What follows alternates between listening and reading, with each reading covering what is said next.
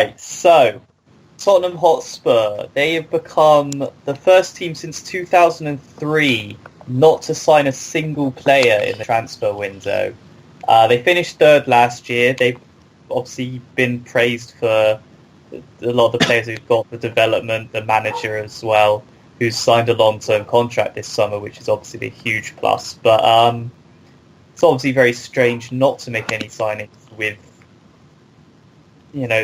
trophies so close. So what's been going on this summer? Long pursuit of Jack Grealish is all we've really heard. So what's been going on at Tottenham? I think there's nothing more that could be said other than we've been pursuing Jack Grealish. Other than that, news has been completely dead on the ground. We've known this season. If you go back to last season, beating the likes of Arsenal, Borussia Dortmund, Real Madrid, Chelsea, Liverpool, Man United, that shows the type of team we can be. But the thing is, games like Juventus in the Champions League and Man United in the FA Cup semi-final, we fell short, and those two games felt like watershed moments for us. And it just showed that with a little bit more investment, with one or two more dynamic players, that we could get there. But I think it's an absolute joke how Pochettino's been treated this summer. We've seen Chelsea and Real Madrid after him. He stayed on the basis, allegedly, he stayed on the basis that he'd have a £150 million war chest. We started the window linked with the likes of Wilfred Zaha, Anthony Martial, Ryan Sessegnon, even Gareth Bale, even if it is a bit tongue-in-cheek. And then it gets to today. It gets to deadline day, and 8 hours from it, we've not signed anyone, and we're scrabbling over a few £1 million over Jack Grealish, a player who's remains a really raw championship prospect. It's a joke. If I was Pochettino, I would not blame him at all if he left the club. I won trophy in 18 years, nearly 3 decades since we reached an FA Cup final, and the best manager we've had in years, and we just can't support him. We've had a good few seasons, but we're not as big a club as the likes of Man United, Liverpool, Chelsea, Arsenal, and I think we've been a bit above our station. But now it's a chance to kick on. It's so frustrating seeing that there's no investment, no support for Pochettino. I'm really angry with Levy. You've made Danny Rose, Toby Alderweireld, Dembele available for transfer. Was there possibly a suggestion with the structure that Daniel Levy likes to put in place? Is there kind of an idea that maybe he wanted to clear some wages before making a big transfer and it just never happened? I think with Moussa Dembele and Alderweireld, you could definitely make a case for that. Both of their contracts expire at the end of the season, and they're both asking for around the 150 grand a week mark. Both on their day exceptional players, but when they carry the injury problems like they do, it's a big gamble, but that just shows the fact that they could easily go for pennies. It shows how we had to get this window right and we haven't. Danny Rose, I think Danny Rose has been harshly treated the last year. Last year he came out and made some remarks about the club, the owners and the transfer policy, and the manner in which he did it was totally disrespectful to the club. But in hindsight, he's completely right.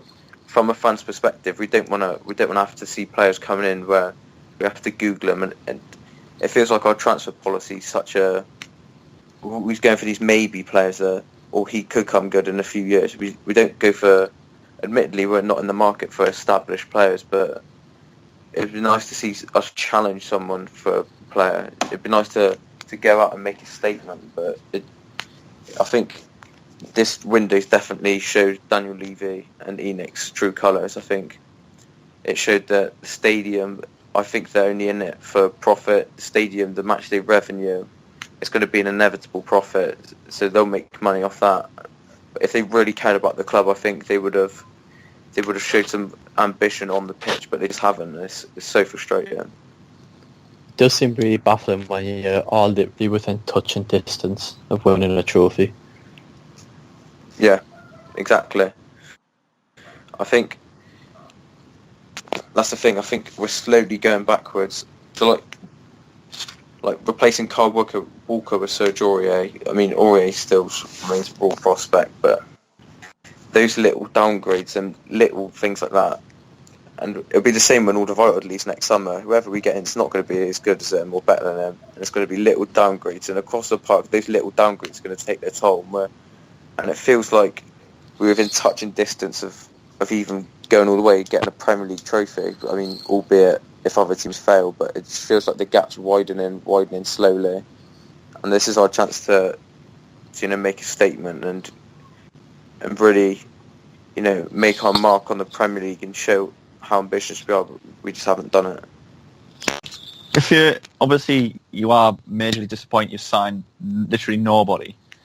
If there was one signing, two signings maybe, which you'd want to bring in to go on and win the Premier League title, who would you be after? What type of player would you be after?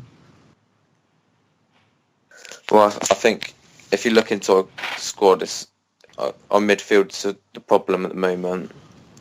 How Moussa Sissoko gets paid to play football is a joke, let alone even be in our squad. I mean, when Dembele leaves next summer, it's going to be even worse. I mean, if you look at across the pitch, Eriksen, there's no competition for him. Dele Alli, there's no competition for him. Moussa Dembele, there's no competition for him. Those three players, inevitably, for around a month a season, they'll go off the boil, and there's no one that will keep them on their toes, and there's no healthy competition within the midfield ranks. I mean, if you look at the dream signing would be someone like Mateo Kovacic, but even on a more realistic level, someone like Jean-Michel Serre. Why are we not in for him? Could you not say the same about up front as well, sort of Kane? There's always been question marks about a backup striker with Tottenham. Obviously, you've signed in the past Janssen, Soldado. I think Llorente. It's such Llorente as well. It's such a slippery slope for replacing Kane because realistically, with the wages we pay and the sort of areas of the transfer window we're operating in, who want to come to the club knowing they're an understudy to Harry Kane who will have creditable ability. I think Son's done a really good job whenever he's filled in there. That's why I was thinking maybe if we'd push for someone like, Zaha or Martial, I think that would give us so much attacking versatility, but it's so frustrating. In fact, Son misses quite a lot of this. Well, some of the season, doesn't he? Well, that's Asian Games. Yeah, exactly. I think the only saving grace is that Lucas Moore is kind of going to be unleashed this season. He's looked promising whenever he's been called upon, but I think we really need to just address squad depth issues. And it's not even in the past we've seen it. We've got the likes of Nkudu, Janssen, Onoma, Sissoko, Llorente, all these gambles, all these average players that we've gambled on being understudies. They're not in there to challenge Kane. Llorente's not going to dethrone Kane, nor Janssen. We're just signing average players to step in for better players on the basis that they may come good. We need to sign someone that will go toe to toe with the likes of Christian Eriksen, Dele Alli, that will actually give them a kick up the arse and show that like their position in the team's not concrete, but I guess requires a bit of ambition for that. Can you not sort of take any positives from it at all? Because I know Kane signed a new deal before the World Cup started. Obviously, you've kept Lloris, who had an outstanding World Cup. Eriksen, you've kept Eriksen. They kept the core of your team. I think it's easy to suggest that, but if you even look down so this summer we've lost Rio Griffiths, our best under-23 striker, to Lyon. We lost like to Keenan Bennett. Our academy, there's an exodus at our academy at the minute, and the likes of Kane staying, likes of Pochettino staying, likes of Ali staying is amazing. Is what is best for the long-term future of the club. But there comes a point. The last 3 years we finished top 3 in the Premier League. at what point do you start crediting them for staying and keeping hold of their players? If Man United, each summer, everyone doesn't say, oh, well, Man United done well, they can keep hold of Pogba. There comes a point where it's not about keeping your players, it's about adding to them, and we just don't do that, and it's so frustrating because it feels like this is our best chance. This is our best chance in decades to make a mark and create history, but it seems that Levy's all well and good supporting the club financially when we're in turmoil, when Harry Redknapp come in and we were mid-table fighting relegation.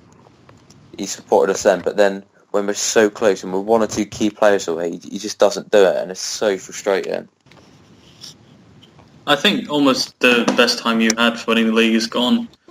Back when Leicester won the league and the bounce back off that, the year after that, I think that's when you were best placed to properly go into the market and go and win it. Now City is so strong, United is stronger, Liverpool is stronger, Chelsea and Arsenal got new managers. It's going to be so hard for Tottenham to keep this group of players together and win the league. Yeah, I hate to admit it, but I agree. So do you think your chance is gone now? Because it just feels like you're on this sort of, it seems a bit harsh to say, but you're on this sort of slippery slope. Obviously you got the new ground now, so that obviously limits budgets and things. Whereas teams around you are getting stronger, better, they're out there signing players. I mean, I know we're getting a new stadium, and obviously there'll be sacrifices having to be made, but if you look at when Arsenal went to their new ground, the difference between how much more money's in the Premier League now and how much money's in football now, and the fact that as part of our NFL partnership, they're going to be paying some of it as well. I think, yes, there will be financial sacrifices, but I don't think they're as drastic as everyone says, and I do start to agree with you that it does feel a bit like maybe our time's slowly fading away, and it's just the gap's only gonna get bigger if we don't address it.